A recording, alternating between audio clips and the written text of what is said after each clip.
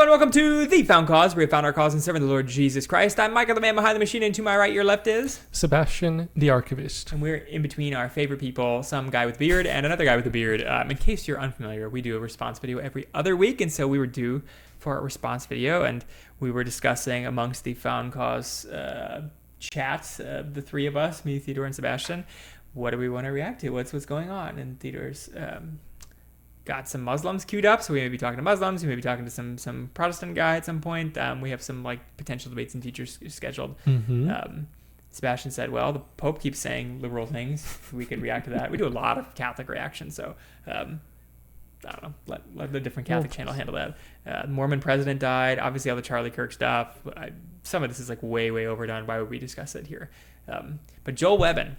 That's who you're looking at here, the more bearded man of the two, and with the glasses. Joel Webbon is somebody who we discussed in a non-reaction video episode about Christian racism or something like that, at least tertiary. I don't know, what's your experience with this whole nouveau racism movement happening post-Trump #2?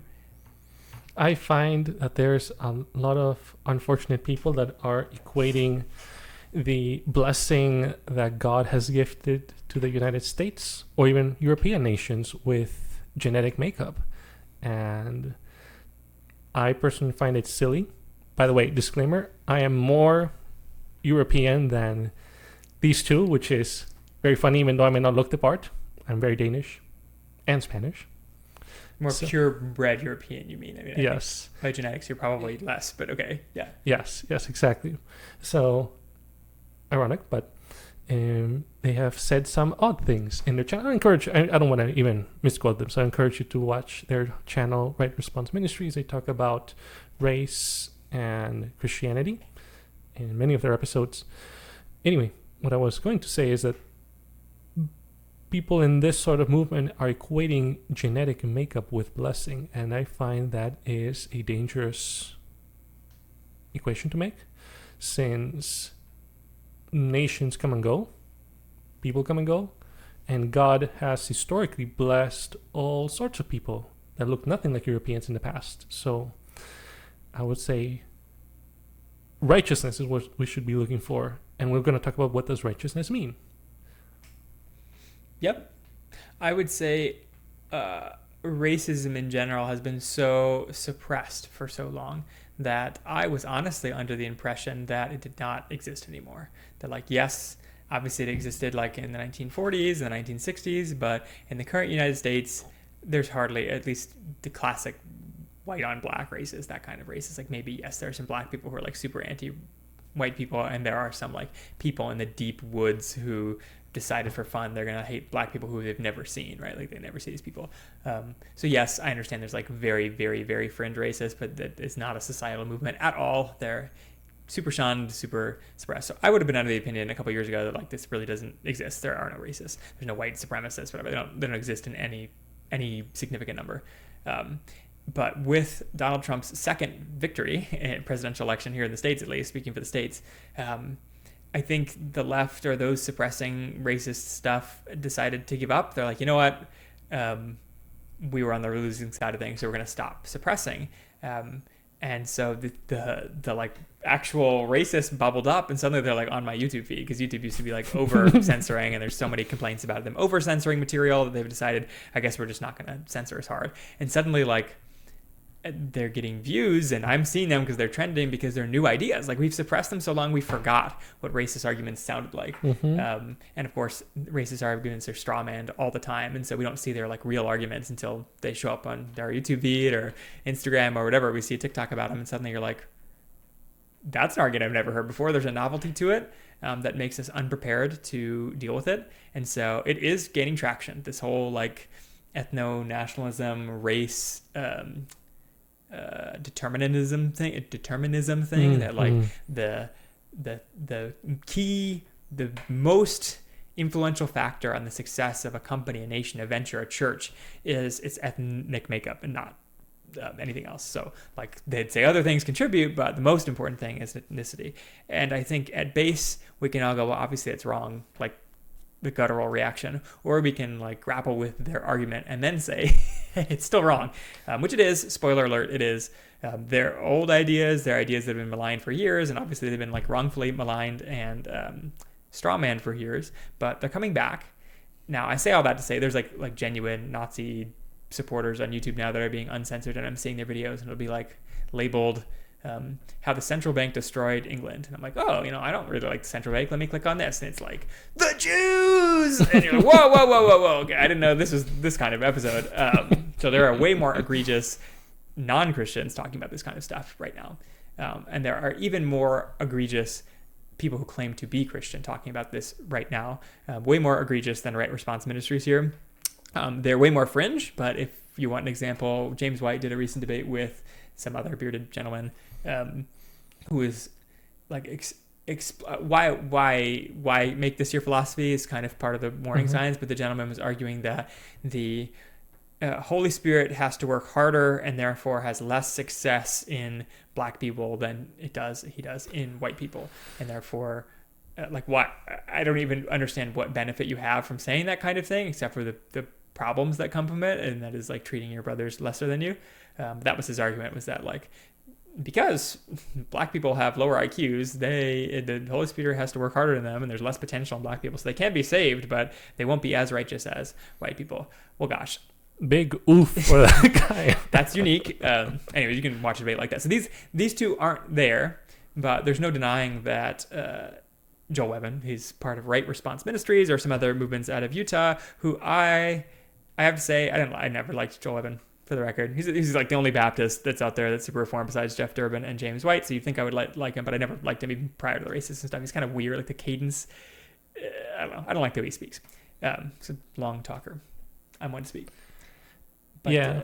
I like some of the other guys in Utah. I like some of the other guys that are like in this same movement, and so I wanted to treat it with kid gloves. But it's definitely soft on things it shouldn't be soft on, and one of them is racial determinism and ethno-nationalism for the United States specifically. Yeah. Another big oof, calling many things that are bad Jew or Jewish. Yes. Like why? Because you think it's fun, I guess. Funny. All right. I mean, whatever. As much as I'm not pro nuancing and always appealing to the common denominator, or the lowest common denominator, and kid gloving everything for ladies that are listening to your radio show, is it helpful at all to call everything Jewish? Like, isn't this exactly what they're saying? You're like super anti-Semite, and you're like, no, I'm not. But also, as a joke, just for fun, haha, I'm going to have an effigy of the local rabbi behind me, and I'm going to burn it every time something bad happens. Like, okay, why are you doing that? So that's calling things Jewish. Why? Money is not Jewish, as it turns out. Money is a common sin across lots of different peoples, including Jews. And so why would you call it Jewish? It's kind of sus, like stop doing that. I digress. We tried to find a better racist clip. It's got longer podcasts. This just happened to be a short clip that he cut for us. And so we're going to do one on why does Paster Joel hate Israel? This is his own video. We have done episodes on Israel before. We're not pro-Israel like in the way that some Christians are, but we're also not anti-Israel like in some weird Jew-hating way. They are one of many nations, and they have wickedness, and we shouldn't consider them inherently righteous just because of their ethnicity or their claims to ethnicity. But I don't have like a weird stick in my butt about Israel. For more on that, you can watch our episode on dispensationalism. That's right. So we've talked a lot. Maybe we should just let these two gentlemen talk. But you've heard our part. We are decidedly not ethno-nationalists. As much as I'm a theonomist, I want to see God's law applied in this nation. I am also a nationalist as far as I want what's best for my nation. And I do believe in some sort of limits to immigration and borders and all the rest. So I'm pro all these things. I am not of the opinion that the best way to determine somebody who should or should not live in our country is their ethnicity. It's obviously that's a heuristic. That's a thing that you're trying to use ethnicity to get to what you already said, righteousness. You're trying to determine how righteous is this person. Are they going to be a righteous boon to my country or an unrighteous negative to my country when we let them in? Why would we use race to determine if they're righteous or not? Why not do some sort of religious test? Or, I don't know, some other demographic, like are they currently working and do they have wife and kids, or do they, some other thing that's more directly related to whether or not they're righteous than their ethnicity? Because obviously, being English, of English descent, I don't know if you've seen England today, but like the dice roll is going to be pretty low that person is righteous. Like you probably get a 10% righteousness roll there, if that. And maybe, if you're like importing French people, you have a 5%. So I'm not saying that like it's terrible as far as ethnicities goes, but that's not the threshold we should be using. We shouldn't be dice rolling a 10% chance that somebody's righteous. We should be going to the 50% or 60% or something better. So we shouldn't be judging people based on ethnicity, even if it's true that only 10% of English people are righteous. Like even if we assess to that fact that only 1% of Nigerians are righteous, or that that Nigerians score lower on an IQ test than Americans, like okay, I'll admit to it all if that's true. I'm not really a statistician, but I can believe that they have less years of growing smart people, and so they're going to be like genetically less smart for now than Americans.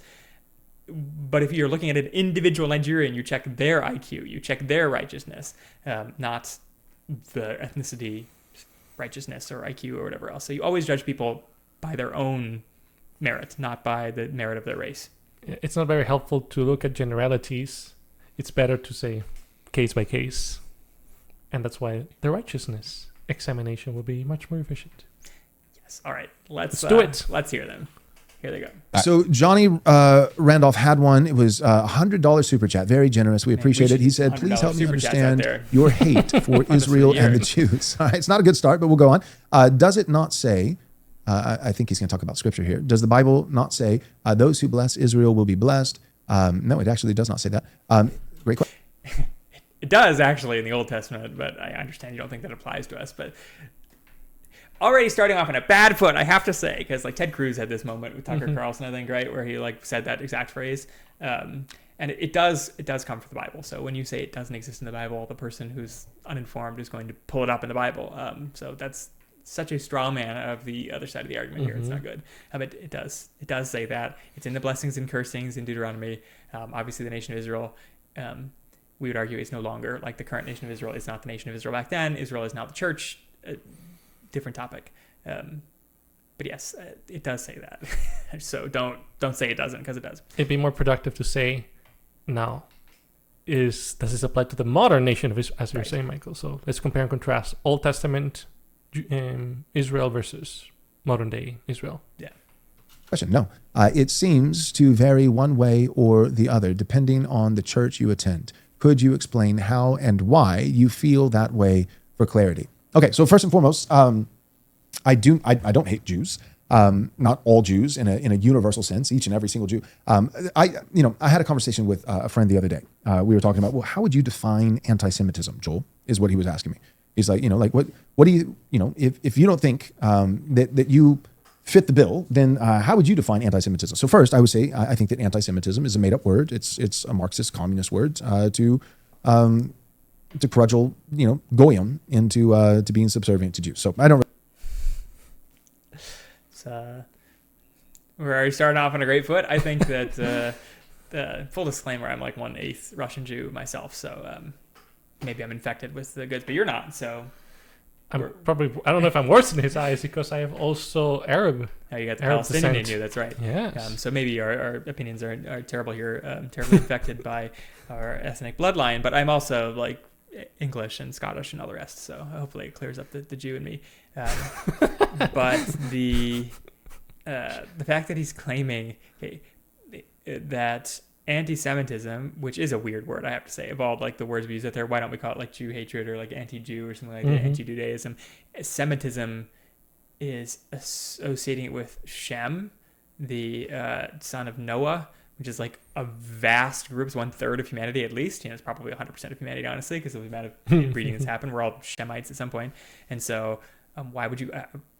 Hitler being anti-Semitic would be self-hatred because he also is a Semite. So it's not really anti-Semitism. It's anti-Jewishness, which there's many Semites. So it is a weird word. Agreed. And so, yeah, somebody made it up, and it is odd. So maybe it comes from Marxist communists, okay? But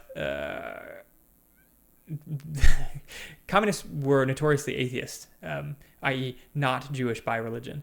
And so if we're using it to if we're associating Jews with communism, we are exclusively talking about their ethnicity, not their religion. And yet when he says the goyim, which is a Jewish word for Gentiles, he is then also associating it with the Jewish religion, which comes with the culture and the language and all that. And so you can't have your cake and eat it too. They can't be totally atheist and still be Jews, but also be like religiously, fundamentally against Christ, which is distinctive of the Jewish religion, not the ethnicity. So yes, most ethnically Jewish people are also, or I should say, most religiously Jewish people are ethnically Jewish. Most ethnically Jewish people aren't actually religiously Jewish. And anybody who is religiously Jewish is a God hater, but not everybody that is ethnically Jewish is a God hater. I think we're getting these categories correct, right? Like I am ethnically Jewish by 1/8 or whatever, and obviously I'm not a God hater. I fully profess Jesus Christ, my Lord and Savior, and it was wrong of the Jews to condemn him to death and reject him as the Messiah, right? That's, I don't know what more to say about that. So he's having his cake and eating it too. He's like associating them with the Jewish religion, which hates Christ, and also just the fact that they were ethnically Jewish, even though they were espousing atheists in the communist movement. So this is a very, very, very classic anti-Jewish technique. I don't know why anybody that has been through debate class or been to seminary or regularly thinks logically or has a podcast would be repeating these same tropes, because they're just that. They're having your cake and eating it too. It's obvious what you're doing when you're saying that Jewish people are high proportion of them are in the banking industry and the porn industry and all these other things we consider wicked. But obviously religious Jews aren't. Religious Jews aren't in the porn industry, you crazy man. So like Judaism has its own problems, like the religion of Judaism has its own problems, but one of them isn't porn. So you can't say that as an ethnicity Jewish people are the problem, but also definitionally they hate Christ because Judaism means they reject Christ because of religious reasons. You have to separate the two. Like it is an ethnicity, it is a religion, but you have to be specific which one you're talking about, because they aren't the same thing. I like the word. But, for the sake of humoring the question, let's say anti-Semitism, that is actually a thing. I can't do it. I can't. We're going to have to call it something. We'll have to call it something else. We'll have to say a sinful hatred of Jews. Okay? Sinful hatred of Jews. Okay, so the question was from my friend, so what would constitute a sinful hatred of Jews? And I answered it by saying this. I said, I think it's weird that he's putting the qualifier sinful hatred of Jews instead of just hatred of Jews. Like obviously hatred of Jews, I would think he would agree would be sinful, just like hatred of any ethnicity based on his ethnicity should be wrong, unless he's speaking of the religion of Jews, and that's why the mixture here is wrong. Not helpful. But I would think definitionally hatred of Jews specifically is wrong because of Romans 13, which maybe you want to pull it up. But we have specific ways we should be treating the Jewish ethnicity because of their association with the religion, but ultimately because of their ethnicity. I would think that God has a blessing on the ethnicity more than the religion, and therefore this text in Romans is speaking of their ethnicity as opposed to their religion. But go ahead. Sure. For context, so you can understand that we're not just coming up with our own inventions, but we want to get this from Scripture. Romans 11. Again, speaking of Jews, again I ask, says Paul, did they stumble so as to fall beyond recovery? Not at all. Rather, because of their transgression, salvation has come to the Gentiles to make Israel envious. But if their transgression means riches for the world, and their loss means riches for the Gentiles, how much greater riches will their full inclusion bring? Okay. Pause. Clearly, he's not completely discarding the ethnic Jewish people. Really, God still has a plan in reserve for them, as we can gather from this text. I encourage you to read the entirety of Romans 11. It is a very fascinating chapter. And then Paul will continue to say that, speaking of branches, Israel being the branch where salvation came, if some of the branches have been broken off, and you, though a wild olive shoot, have been grafted in among the others, and now share in the nourishing sap from the olive root, do not consider yourself to be superior to those other branches. If you do, consider this: you do not support the root, but the root supports you. You will say then, branches were broken off, so that I could be grafted in. Granted. But they were broken off because of unbelief, and you stand by faith. Do not be arrogant, but tremble. For if God did not spare the natural branches, he will not spare you either. So in other words, and you can even get this from the rest of the chapter, do not think you're better than the religiously Jewish people, even ethnically too, because God brought Jesus Christ through the lineage of David. So he used that family to bring the Savior to the world. So you don't have to trash talk them, you have to insult them, you have to think you're better than them. So you still want to preach to them because they're lost right now, without any arrogance, without any hatred. Just treat them like you would any unsaved person. Yeah, and I want to point out some things in that passage too, in that I do think it's speaking of ethnic Jews. Jesus came to the ethnic line. Obviously, Jesus is not defined by Jesus' hatred, so we can't say that he's religiously Jewish as Judaism is defined today. He's Jewish as it was defined back then, which was righteous, but also ethnically Jewish. I would say it is explicitly excluding boasting based on ethnicity. For two reasons. One, we as Gentiles are being grafted into Israel, and therefore we should no longer be considered Greek or Anglo or whatever. Like, I understand that we do come from those ethnicities, but we have been adopted into the Jewish line, Israel. We are now Jews. We are now Israelites. And so we have a new ethnicity, and that's why we can share a common culture, a common language, a common brotherhood with other believers, regardless of where they come from, because we've all been grafted into the same race, the same family, the holy race, this holy family, this nation of priests. We are an ethnicity. So as much as I'm pro supporting our nation we're born into, whether that's the United States or Peru or Afghanistan or wherever, we should ultimately know that we are American, but that's not our first ethnicity. Our first and primary ethnicity is Christianity. It's Israel. We are Israelites, the new Israel. And so we should associate and benefit our brothers more than our nation. Not that we're not to benefit our nation, but like our first nation is God's. And in this way, God says through Paul that we who have been adopted in shouldn't boast like, oh, heck yeah, look at America or whatever our ethnicity is. We have been grafted in. My tribe has been grafted in, and therefore the tribe that keeps getting booted out, the Jews, sucks. And like, go Greeks, go Armenians, go Americans, and boo Jews because they keep getting booted out. Remember that, like, you could easily be pushed out, right? Like, God could get his fill of Americans and then cut you off, like he cut off many people before us. So don't boast in your ethnicity, because we've been we're lucky to be, we're blessed to be in Israel. We were not born in this blessed nation; we were adopted into it. Yeah. Amen. So none of that means that like Jews are inherently saved, or they have some different path of salvation. We are not dispensationalists, and we do think that Jews get cut off and don't come back. And so like the vast majority of Jews to this day reject Christ or know nothing of Christ, and therefore die without him and die in sin and therefore go to hell. So we're not saying they have any special treatment in that regard, but they are the original people that God was bringing the gospel through, the original blessed people. And so Paul says the more glorious, what a happy day when they come back, right? So we do expect some portion of Jewish people to honestly come back to Christ at some point. I couldn't tell you when that's going to happen. I'm not a prophet or whatever. This isn't a statement on Revelation. It's just we should treat the ethnicity of Israel with some kid gloves, considering they are born into the blessed nation and then have to leave to lose the blessing, whereas we were born discarded from the blessed nation and had to be grafted in. Yeah. So let's keep going.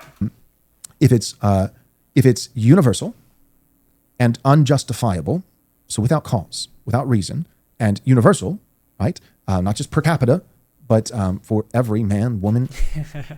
I think these qualifiers are really funny because he's saying it's only unrighteous. So it's totally fine if you hate Jews, except if it is universal, so every single Jew. So if you hate like almost every single Jew except for like your one friend Tom, I guess it's fine. It's the way he's setting himself up. Would he agree with that? I hope not, but like that's the way he's qualifying these things allows for like obvious giant sinful loopholes of you hating pretty much every Jewish person except like your mom or whatever, right? Like some relative of yours. So it doesn't have to be universal to be wicked. It can be pretty much universal and still be wicked. And then he says it's universal and unjustifiable, meaning if you hate all Jews but you have a justification for it, how could that be justified? I ask. I would say it's impossible to be justified to hate a full ethnicity, thinking that none of them are Christians universally. That's impossible, unless you define Jews as their religion, which then we're not talking about ethnicity, we're talking about religion. And obviously we should hate the religion of Judaism because it rejects Christ. So that's a totally different discussion.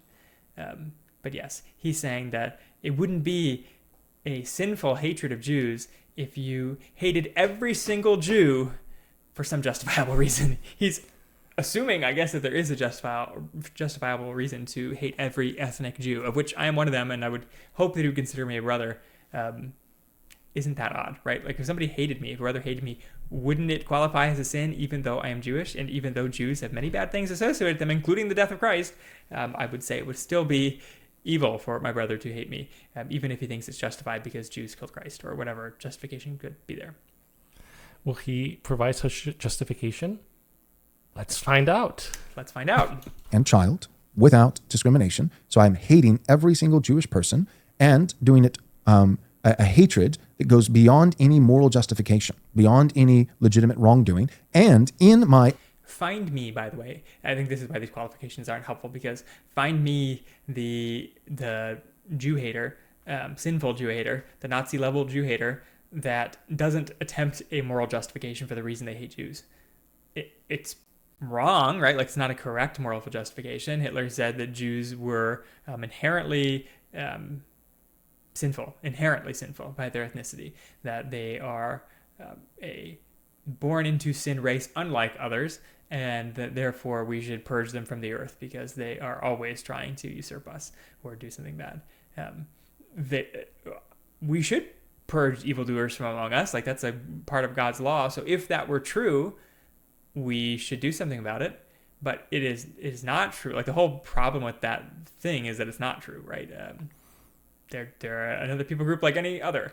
You would have to get rid of everyone on earth by that point. We have to get rid of everyone, exactly. And so it's not true, and therefore they think they're morally justified, but it's not correctly justified. So is Joel including the fact that somebody might think they're justified in hating universally all Jews, but they're not actually? Is he including like bad justification in his standards for what being a sinful Jew hater is? Unjustified universal hatred of all Jews. And again, why is unjustified even in there? Because what would justify a universal hatred of an ethnicity? Nothing should. Jesus was an ethnic Jew. So if you universally hate ethnic Jews, you hate Jesus. There is no it doesn't matter. There's no justification for it.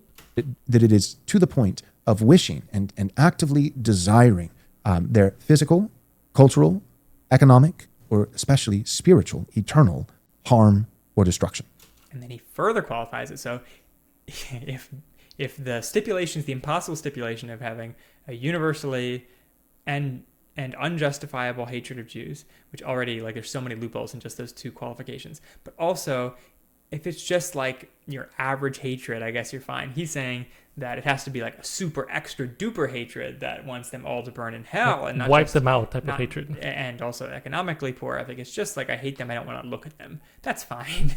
That's not a sinful hatred of Jews, not a sinful hatred of your brother. But if it's like I want them to do poorly economically and I want them wiped off the face of the earth and I want them to burn in hell, then you start to sound sinful. I would say that if you hate your brother in that you won't even look at them or you won't eat with them, that you are sinning like Peter was sinning against the church when he was called out by Paul and that he wasn't eating with the Gentiles. Like that's he wasn't wanting the Gentiles to burn in hell, obviously, but he was hating them and that he wasn't eating with them. Like he was disassociating with them. And so in that same way, we would say that this qualifier here that Joel is giving is just another cop-out. Like who could be defined as an anti-Semite at this point? Like with all these qualifiers, I don't think anybody, even the Nazis, had some justifiable reason, and probably would say some Jews weren't sinful, right? Just most all of them. So we're going to treat them all the same. But like, there's probably some righteous Jew out there somewhere. Like they did allow, actually, here's a little Nazi factoid, right? They had, if you were like 132nd Jew, they let you free.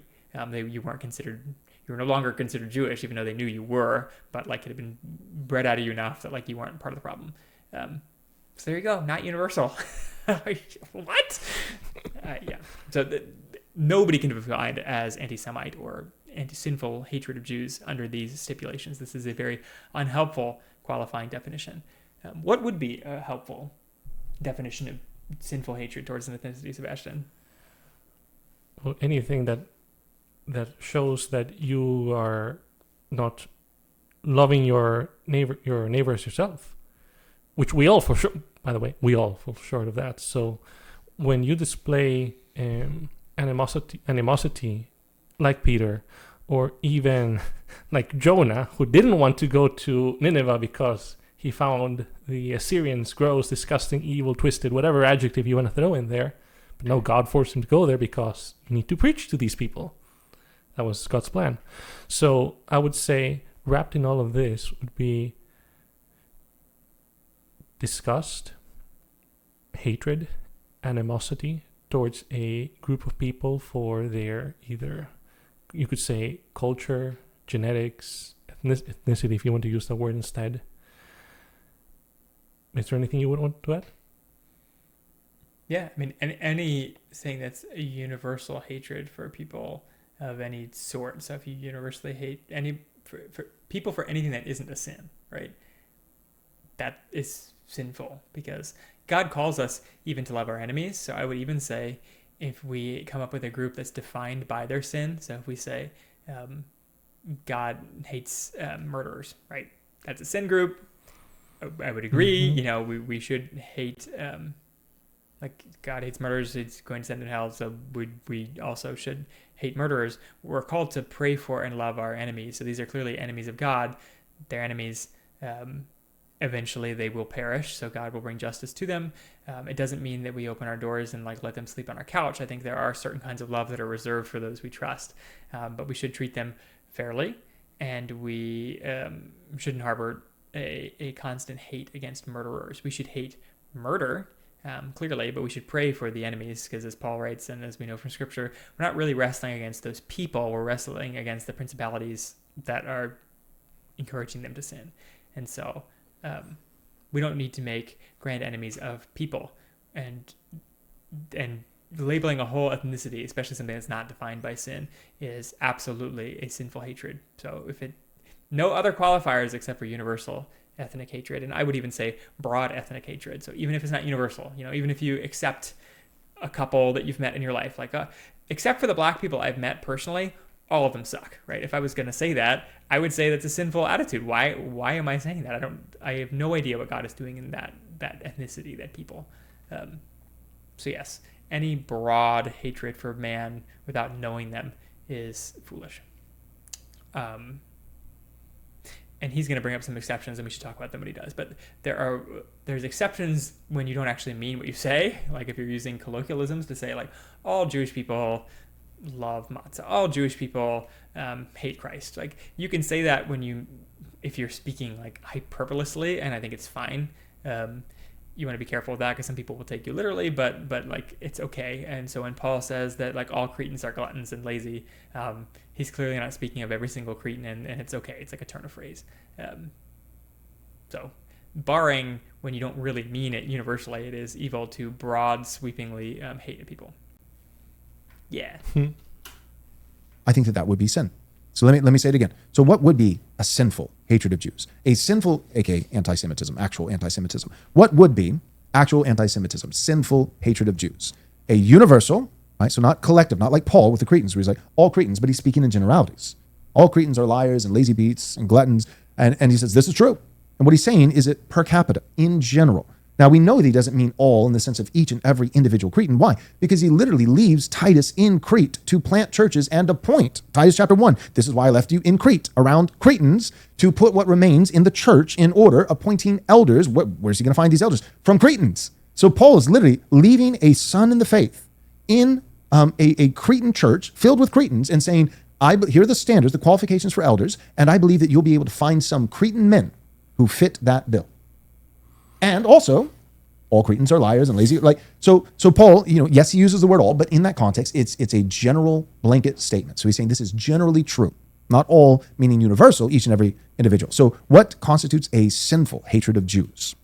And you can see, the reason he's making that exception is that he wants the freedom to say all Jewish people, i.e. a majority of Jewish people or a large proportion, a surprising proportion of Jewish people have some wicked tendency. Which is true enough. They take several ethnicities that aren't Jewish and they have sinful tendencies. I guess we could get into them all and really get in trouble of all the sinful tendencies, stereotypes of certain ethnicities. But Jewish people are the same, right? Any people on the planet Earth have sinful tendencies, and so Jews have them as well, in general. But what that should not enable us to do is to say that we don't want Jews universally in our church, in our country, in our state, in our neighborhood. And I would love to hear the distinction, because clearly the vast majority of anti-Jewish, anti-black, anti-whatever policies are carte blanche, right? They don't make exceptions. They say, because the majority or a good proportion of black people, of Mexicans, of Jewish people have this tendency, none of you are allowed in. Like, none of you pass our test. All of you have to leave. All of you have to get murdered, whatever the policy is. And so that's super evil, anti-Christian, dangerous, all the things we've already talked about, politically bad. And so we would say that's the line that we would cross, is when you admit that the unrighteousness is not universal amongst an ethnicity, and then you apply a universal punishment for that ethnicity. You are trying to play the hand of God, as if you were the ultimate judge of these people, and we're not called to do that. So, yes, I'm fine if you say, like, all Jews are God haters. Yeah, if we're speaking in generalities, absolutely. Way higher proportion because of how many Jewish people are either ethnically atheist or religiously Jewish. They hate God on vast majority of cases. But I would never bar somebody based on their ethnicity from coming into my church. I would never have rules based on purely ethnic grounds that you couldn't be a president if you were ethnically Jewish, or couldn't live in my neighborhood because you're ethnically Jewish. It would always be based, if we're trying to screen our neighborhood or presidencies or whatever from unrighteous people, it would always be based on something that wasn't their ethnicity. We'd always use some other more specific way of determining righteousness than your ethnicity, because ethnicity is always a pretty broad guess at what you might be like. It's never more accurate than your actual actions. Mm-hmm. Exactly. And I know Joel loves Proverbs a lot, because Proverbs have a lot of generalities, and he loves generalities. Proverbs also says that we should not charge the crimes of father to the son, right? So we shouldn't charge the crimes of the ethnicity or somebody's ancestry to them specifically. And so when we say the Jews killed Christ, we shouldn't then say, hey, Chaim, you can't live in our village because the Jews killed Christ. How about we examine Chaim for what he believes, right? What he has done. We shouldn't put the sins of his fathers on him. In the same way, for everybody, right? Like, if we're examining any meaningful interaction with a single individual, whether we're hiring them, whether we're letting them live in our place, whether we're letting them join the church, whether they're ruling over us or whatever else, we should examine them individually and not exhibit the sins of their fathers on that person, as a rule of judgment, as a righteous rule of judgment. And so it is unrighteous for Joel or anybody else to associate the sins of somebody's ancestry on them personally. Yeah, because everyone would be screwed at that point. Yes, and it goes without saying that, like, white people, which he is not in this clip, but like he does, he's pro-America being Anglo, because we were founded by Anglo people from England, and so we should stay that way. This nation is distinctly Anglo. Other nations can be whatever they want, but this nation is distinctly Anglo, and that's good, and we're proud of that. And that's an opinion. I've already lost my. Anglos were once like a straight up vicious backwater of uneducated, evil barbarians. Like human sacrifice type of human sacrifice, druids, like evil people. And so if we judged an ethnicity based on their current righteousness forever, right? We said, okay, you're currently a very unrighteous people. die, never be redeemed. Go die. I never want to see you again. England would have never made it, right? It would be a poop hole, and God reserves the right to make it a poop hole again. So in the same way, if we're looking at a current ethnicity that is not good, consider in the scheme of God's great victor in the earth that they just aren't good yet. So we should not broadly say there's no hope for that group, or that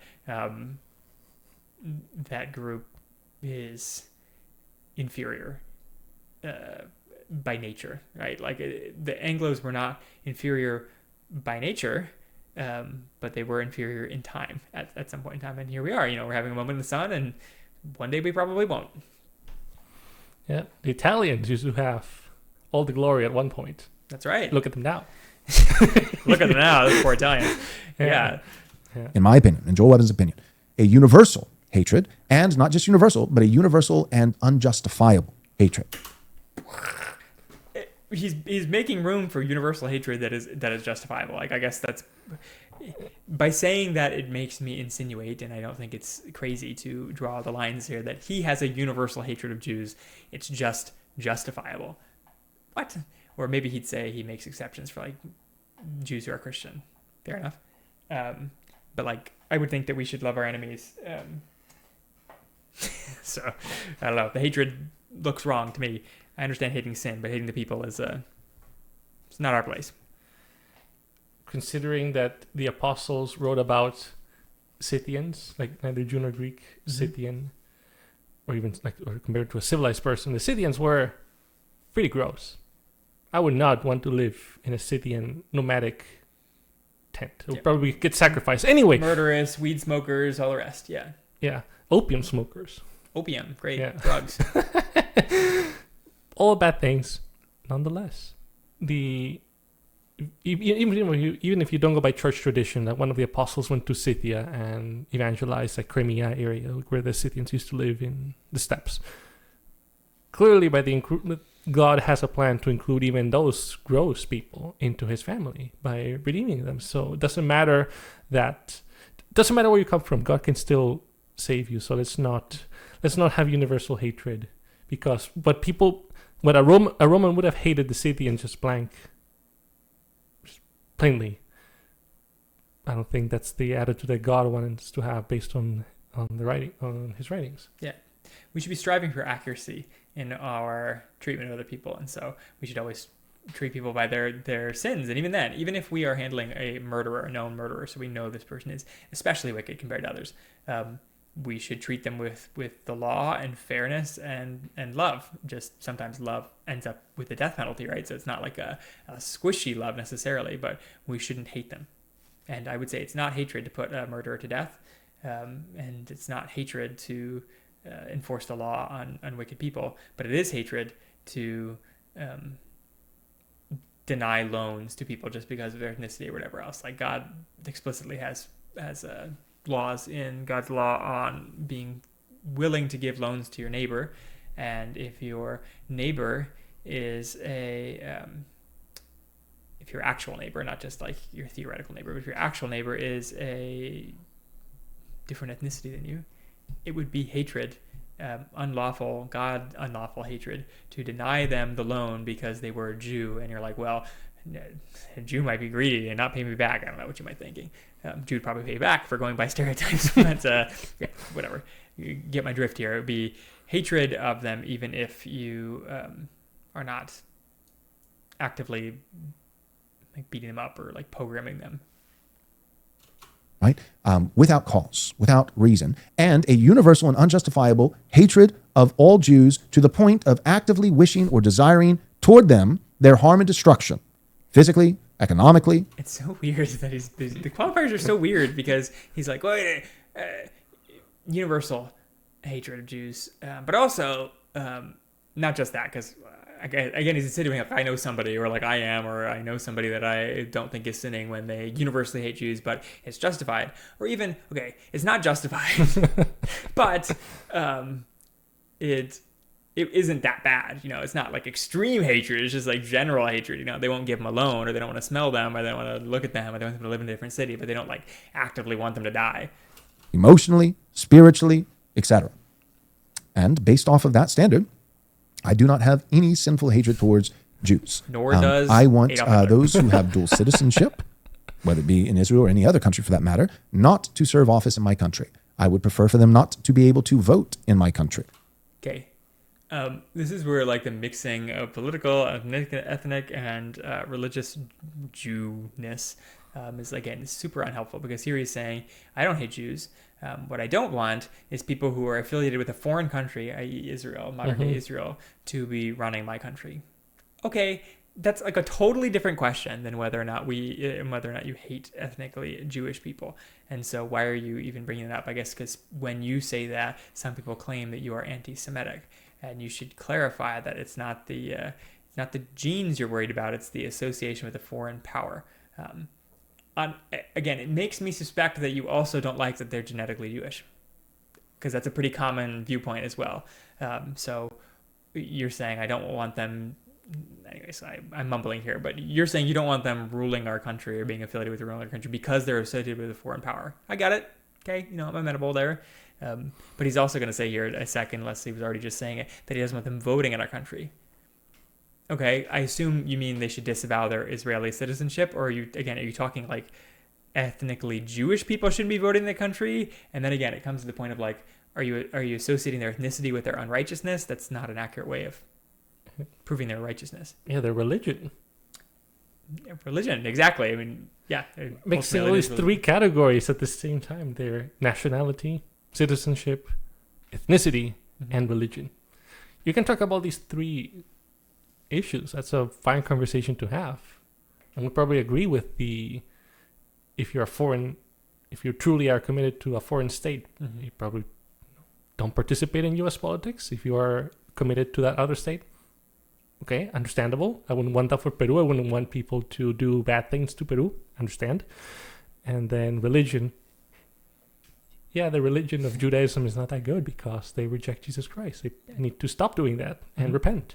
And I'm not pro all the edgy things that he might think are the reasons I don't like it. I'm not pro universal suffrage, i.e. I'm not pro everybody in the United States being allowed to vote. I think it would be better if only the smartest and best people were able to vote, because obviously we want the best decisions being made, so we want the best people voting. The question is, how do you pick the best people? That's why we've defaulted to universal suffrage. There are arguments for trying to modify that so that we do have some semblance of the smartest people voting, but that's a dangerous category, so I think that's a whole argument in of itself. But definitely a wrong thing to use to judge who can vote and who can't vote is your ethnicity, because you will not get the results you want. If you filter by just Anglos, you're not going to get the results you want. You may think you will because you have polling data, but you're not actually filtering for the right thing. You're filtering for like a 3 things down version of what you're trying to. You're trying to filter for smart people, and you're thinking, well, Anglos are smarter right now than some other ethnicity, but only for now. So it's like, and I'm not even sure that's the case, right? Like you're really relying on some stats you're using. You should really go for whatever makes somebody righteous to be the thing that determines whether or not they vote, or you consider them righteous, or any of the other things we were just talking about prior, like whether or not you are disassociating with them or letting them into the country or whatever else. And I would want those who are Jews who are recent transplants from Israel, who have not been in America for multiple generations, likewise, not to be able to vote or hold office in my country. Okay.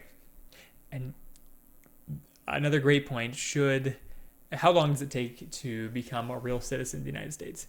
And it goes beyond the Bible, because the Bible sets laws for nations, but it doesn't speak to voting, right? I would think, in the grand old American way, that the American experiment is not an ethnic people. We do have ethnicities in the United States, and we have predominant ethnicities in the Anglo traditions of America, but we are looking for righteous people to come and be here. And so I don't care if the American experiment should not care if you are 1 generation in or 8 generations in. If you are unrighteous, we don't want you voting. We don't want you here. And if you are righteous, we want you here. We want you voting. So why are you using, and it's really hard to discern those kinds of things. That's where all the nuance comes in. Is like, how do we discern whether or not somebody's righteous? Do we kick out people who are 8 generations in just because they're unrighteous? Those are different questions.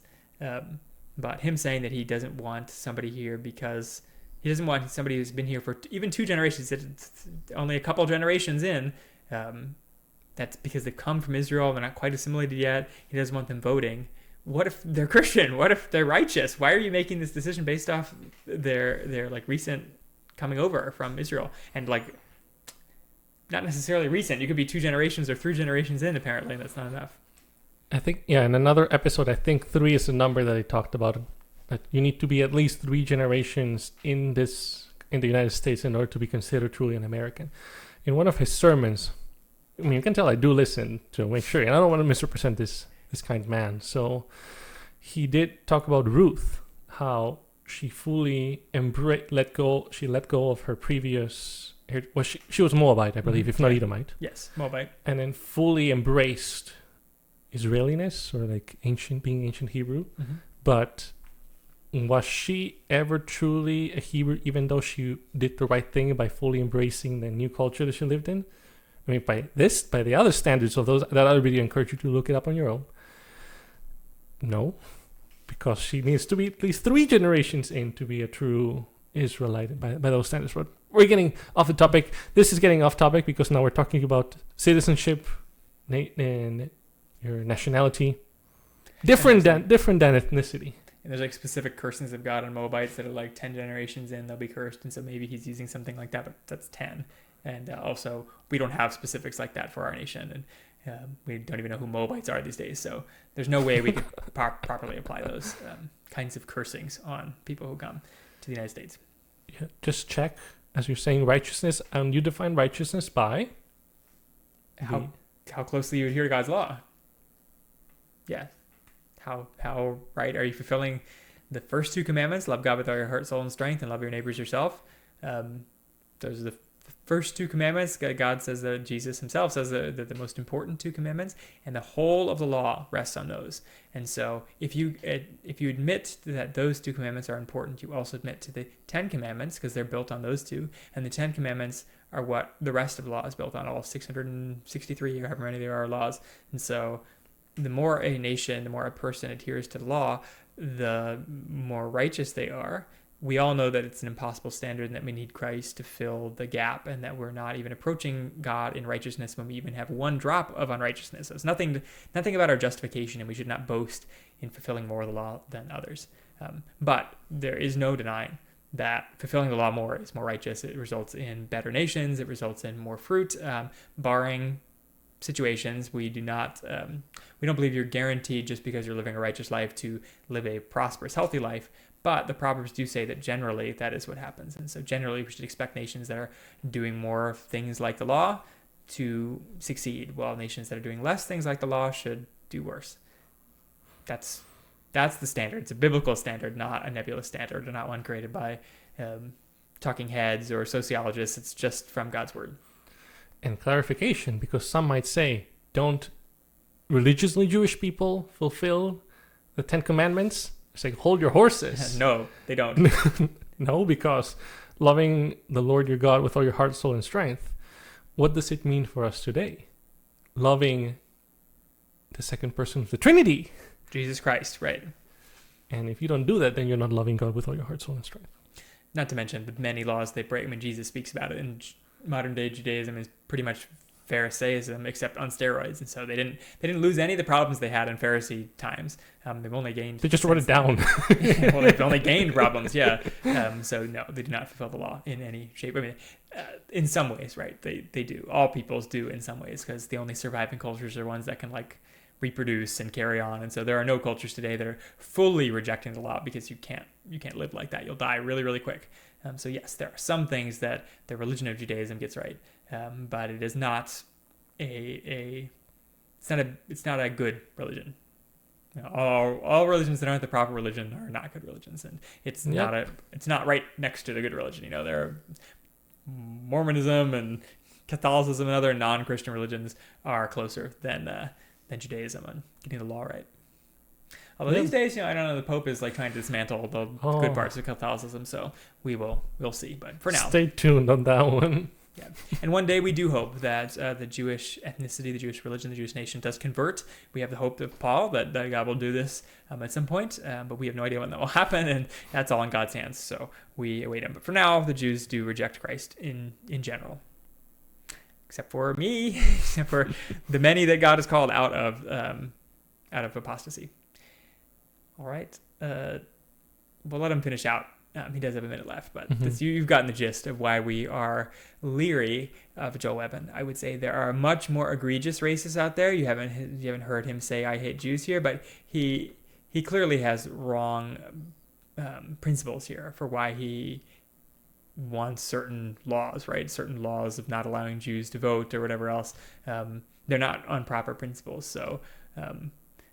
I don't trust his opinions here. And the fact that he's making these massive caveats that even Hitler could jump through for not being a racist is like, well, then who is a racist? Is racism even a sin? These become questions. And yes, as much as it's overplayed and overdone, it's been overplayed for years that racism is bad. And like we start to question if it really is bad. It really is breaking the law. It really is judging an individual by their father's sins instead of their own.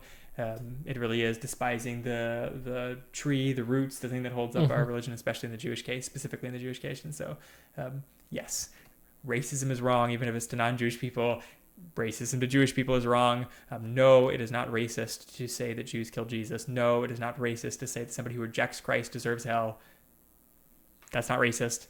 But hating people based on their ethnicity is racist, and hating your enemy even is not righteous. So. We'll let him finish out. I don't know if you have any closing words before we let Joel speak. Beyond that, I would like pornography to be abolished. And this is... I'm being triggered! Another common thing is to say that the reason you don't like these ethnicities is because of the bad things they do. And so you associate them with the bad things they do. And obviously not all Jews are creators of pornography. Yes, like I think Pornhub and maybe Hugh Hefner were Jewish. I don't know, some associations with them. And yes, there's some Jews in the communist movement too. Jews are pretty influential kind of wherever they go because of, I think, ultimately God's blessing, but also just the way they have integrated into societies. They're like urban and they're tight-knit together, and tight-knit communities usually have an outsized impact. And like there's a lot of reasons why Jews are outsizedly impactful compared to their population size. And so yes, they've been involved in the communist movement. They've been involved in the porn industry. They've also been involved in like the great boons to society, like computers and crop yield increases and genetic advances and cures to countless diseases. And so they're kind of influential everywhere. So like they're going to be influential on the bad side and influential on the good side. Like don't just pick and choose things. And so yes, if you eliminated Jewish people from their culture, I guess Pornhub specifically would not have been founded, but some other like pornography / prostitution has been around in places that weren't Jewish and places that are. And Thailand is not a particularly Jewish nation, yet they have like a vicious pornography / prostitution problem, if you've ever heard. So you're not getting rid of that stuff if you get rid of the Jews, just FYI. So it's crazy. So it's crazy and totally misaligned and racist. I mean, to say the dumb word racist. It is racist to say that I don't hate the Jews. But, I do hate pornography, if you know what I'm saying. I'm saying if there were no Jews, we might have a little less pornography, you know what I'm saying? I don't think facts bear that out, like Thailand or other places. Like, they don't really bear out that, yes, I understand Jews are associated with the porn industry just like they are with anything else, but you wouldn't get rid of sin if you got rid of Jews. Yeah. You should take a step back and realize that maybe there's something wrong with the way we are thinking if we think that the Jews are behind Marxism. And also, loans, because they were big on the loan business and silver mining during the medieval and Renaissance age, the Fuggers. Yeah. And also, if they also pretty much invented capitalism, like in Netherlands, joint stock companies, whereas pretty much a Jewish-led enterprise. That's a stock exchange. It's not capitalism. I know. I'm embellishing a little bit, but okay. They can't have also invented the stock exchange, Marxism, Didn't the guy who came up with the Nobel Peace Prize, was he? Alfred Nobel? I have no idea. Just kidding. I mean, I feel like they're very influential. Yes. They're in high places in society. Hollywood as well. I mean, some people have a negative view on Hollywood, but that doesn't have to be bad. All movies don't have to be bad. Just because they're influential and have come up with many things doesn't mean they're behind all evils in the world. They've come up with good things too. Like any person. And just a fair warning, any ethnic conversation, especially like the uncensored version of ethnicity stuff that's starting to come out because places are suppressing them less, are unhinged, super unhinged. And so they'll tell you that like everybody is insert the ethnicity. I've seen like Balkan discussions of people who live in the Balkans, like Serbians and Albanians and all these strange ethnicities.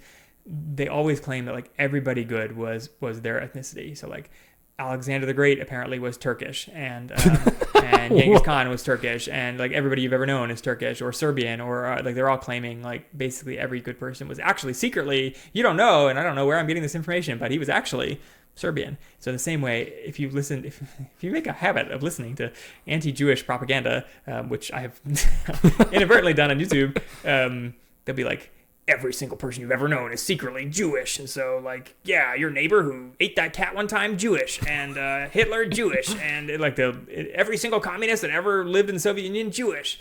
And so they will... How are you determining that? I kind of start to doubt it. And so maybe Alfred Nobel has some Jewish tie, just like I have some Jewish tie. But honestly, we're, like, so mixed as a human species now. Is anybody untainted by the Jew? By the Turk? I don't know. Absolutely banned outright with strict penalties for anyone who breaks the rule. And I acknowledge that would affect many people, but disproportionately, it would affect Jewish people. But who cares? Okay, if you're going to make an anti-porn law, which I'm totally pro, right? We're pro-righteousness, pro banning porn, pro banning prostitution, and whatever else. I guess there's some nuance there, actually. God's law, like, whatever. Porn, definitely. In any case, pro-righteousness, pro-moral laws from God's law. Who cares if it disproportionately affects Jews? Not the people that are... I guarantee you that nobody who's complaining that you're anti-Semitic, Joel, is worried about you banning porn and saying, oh no, Joel wants to ban porn, must hate the Jews. I don't think that's the first thing they're thinking, okay? So don't worry about that. Like, obviously, it's not what people are complaining of when you want to ban porn. They're not like, oh, this guy, he wants to ban porn, he must be anti-Jewish. Oh, he wants to, ban abortion, must hate the Jews. I don't think that's what they're complaining about. So why are you even bringing it up? I would like exorbitant forms of usury to be abolished with strong penalties, which would affect many people, but disproportionately Jewish people. Again, who cares? Ban the sin, and then you don't have to comment on the races of the people. Again, when you say I want to ban usury, if somebody's first response is you must hate the Jews, there's some weird racism on that person's side. That they're like, oh yeah, Jewish people, they're always doing that. So that's crazy. Right? Those are the kinds of things. And then I also would ban mosques, but also synagogues. Absolutely, no false worship in these United States. Those are the kinds of things that I would like to see. Once again. There's a religion of Judaism, which I am also anti. I don't want anti-God preaching in the United States, right? Pro-righteousness. I guess there's questions of how much do we tolerate, whatever. I understand. I am also pro-banning of foreign religions, but you have to be wise about how you do that because you don't want to end up banning Christianity inadvertently. However, ethnically Jewish people aren't necessarily building synagogues, right? So hatred of what are we talking about here? Jewish religion or Jewish ethnicity, right? They are different things. Karl Marx was not building synagogues. Right. So all the porn people aren't building synagogues either. So like and the bankers probably not building synagogues. Maybe some overlap there, but probably not. Beyond that, no, I'm not of the position that I have never ever uttered or even thought in the recesses of my heart. I would like to see Israel just completely, go up into my... Once again, ethnicity, religion, nation. He's like, I'm not anti-Jewish because I don't need to see Israel completely wiped off the face of the map, but I don't think Jewish people should live in my country, and I think they're inferior, and I guess they're hooked to synagogues as well, and banks and porn and whatever else. Okay. These are very mixed categories, and they're being used to justify himself. Clearly, he has a problem with this whole hatred thing. And we should, I guess, in closing thoughts, I don't know your closing thoughts here, Sebastian. My closing thoughts are, for somebody like Joel, I would be weary of him as a teacher, right? He's proving himself to be not wise in these areas. What else is he not wise in? So I don't think we need 100 teachers. We could just axe Joe off the list of like wise teachers and counsel and whatever else. Should we tolerate him as a brother? I think so. If Corinthians can be brothers who were like banging their stepmoms, we can tolerate a racist as far as like he could be called a Christian. But that doesn't mean we should not call him out for sin, especially for sins that are common, that are dangerously addictive kinds of sins. Like if somebody is banging their stepmom, it's not really something that's endemic. I hope it's not endemic across the U.S. And so like that's wicked and actually probably worthy of certain civil penalties. But it's not one that we have to like go out of our way to always call out because it's an endemic in the United States and it might spread. This whole racism thing, as much as I wouldn't have thought it a couple of years ago, seems to be on the rise. And so the fact that he's like also on trend for this thing deserves the call out because it's like a dangerous philosophy because it's on the rise. So not disqualifying him as a Christian. Same with others that are caught up in this. We all have our sins, right? And someday, 1,000 years from now, generations will look back and see our blatant faults that are like this that we just are blind to. But yeah, I think we're fair to call him out, even if he is a brother in Christ. Yep. Even Jonah was redeemed. So, he had unjustified hatred against the Assyrians, and God's like, yeah, I don't care, go there anyway. So yep. So I would say not everything that Joel says is wrong. In fact, a lot of things that he says are right. So our position against him is not some of his other edgy stuff, but this is definitely a major hole in his theology, and it seems to be it's becoming a bigger and bigger part of his distinctiveness is this. And so that's like, the sin is growing. We would disavow that. Mm-hmm. So, as Christians, we would counsel, please stop calling anything you find gross or immoral Jewish or Jew. That's not helpful. Call it either sinful, wicked. There's so many nice words that you can use. Unless it's like distinctively, unless it's like part of the Jewish religion. Obviously, some things are Jewish, but like, yes, porn is not Jewish. Go to Thailand. Go to Japan. Go to any place in the world where there's maybe one Jew or two Jews, you will find these problems. And finance is not Jewish. It's probably the most common one. It's like Jewish finance, Jewish usury. I don't know if you've ever seen a banker, okay? What are Jews, like 3% of the population? They probably make up 6% of bankers or something. That means 94% of bankers are not Jewish. So what are you talking about? Yes.